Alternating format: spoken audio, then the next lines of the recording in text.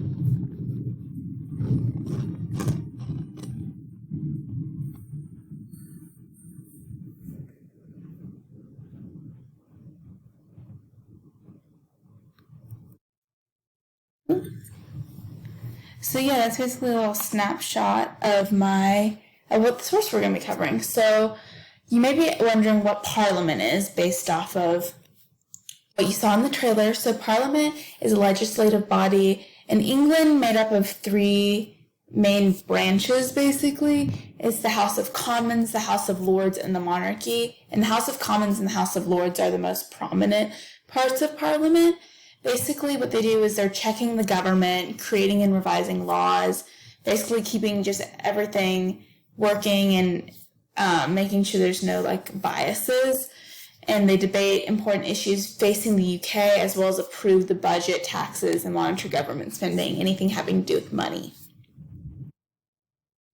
Some context about this time period is it's in 1765, it's 2 years after the French and Indian War had ended, and Britain was in major debt because Britain had to put more soldiers in the colonies in order to gain a victory.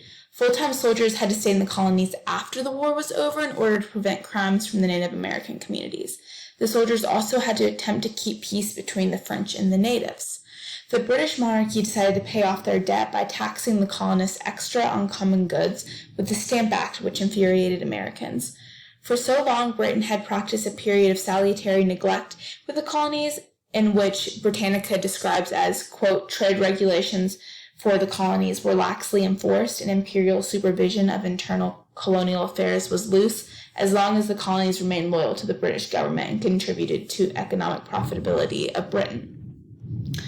When Britain all of a sudden started to become more possessive over the colonies, citizens were confused about the sudden change and they didn't like it. As a result, to escape the massive bummer of an economic situation, the Stamp Act was enacted, which required colonists to pay a tax represented by a stamp on different forms of paper products, such as documents, newspapers, playing cards, and dice. The speaker of this piece is George Grenville. He is the Prime Minister of Great Britain, as well as the Chancellor of the Exchequer and leader of the House of Commons. Grenville was in charge of taking a vote on the Stamp Act on behalf of the British government. He started in Parliament in 1741 and quickly rose to become the Prime Minister for King George III. He was rough with American taxation and ruled with a lack of enthusiasm. His love of taxation, especially with the Sugar and Stamp Act, started frustration in the colonies, which would eventually lead to the American Revolution. Grenville's purpose with his speech during the debate was to inform the committee and the American people on why the Stamp Act is necessary. Grenville is speaking to Parliament during the debate, so it's not as much convincing them as it is discussing why the Stamp Act is necessary, but he does have to get votes on his side. When he says, quote, the reason of the delaying the proposal to this year was to gain all possible information to give Americans an opportunity of conveying information to this House. Ears are always open and to receive knowledge and to act to it, helps to portray England as a country that's always wanting the best for their colonies.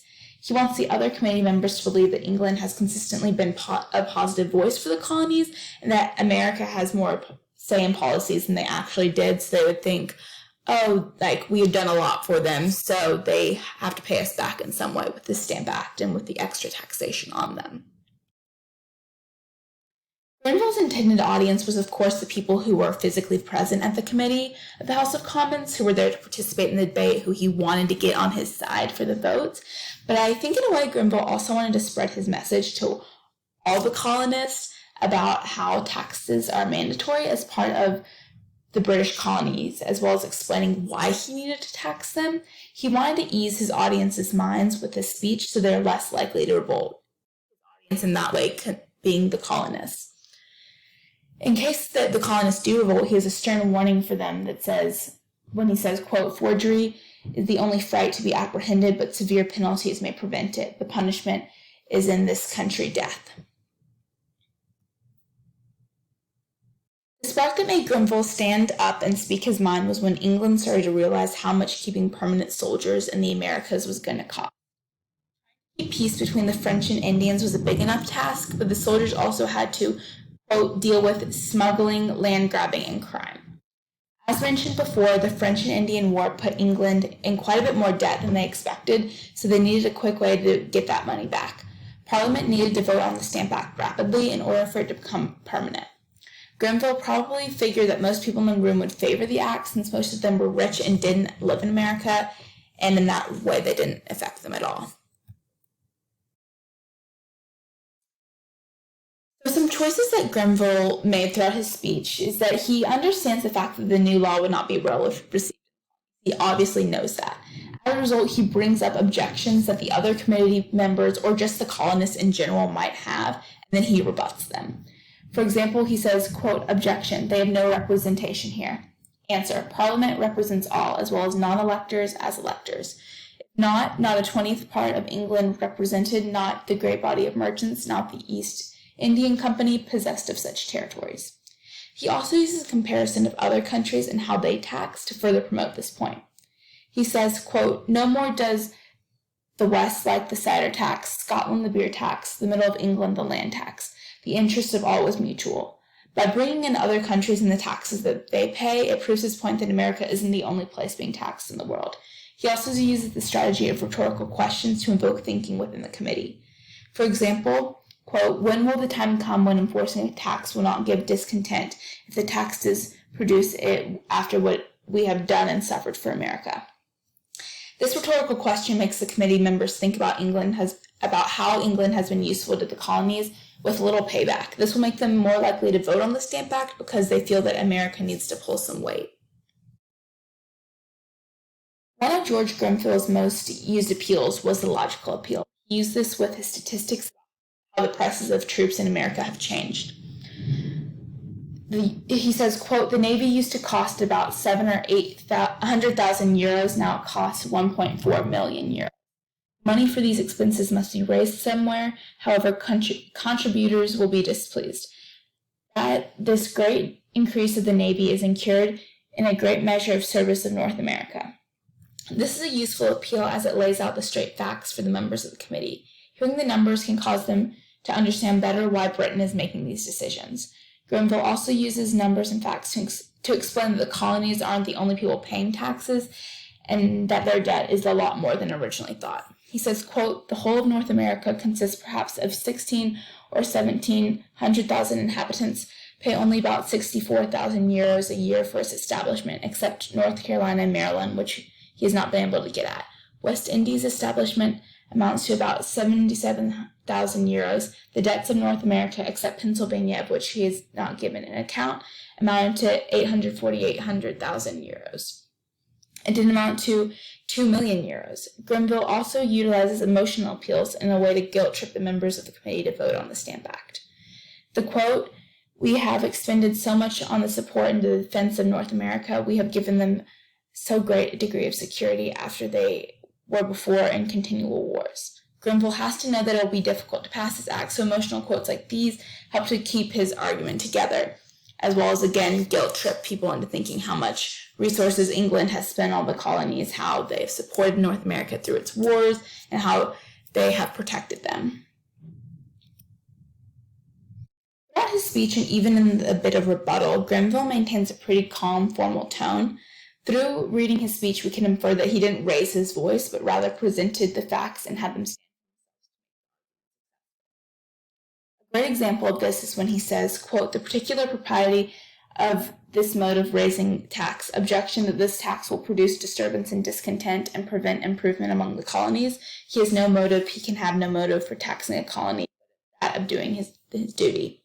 This quote could have easily been a lot more, fiery and, debatable, like, getting into it and, calling people out and, maybe cussing and, like, when it gets into, like, fiery debates, it could, like, the tone of the speech could have gotten a lot more, like, upbeat, but instead we can infer based off a bit of the context around the speech that Grenville was pretty calm and that he was there. He knew what his job was. He wanted to get the votes. He just wanted to get his speech out of the way, rebut the people he needed to rebut so that he could get these votes and move on.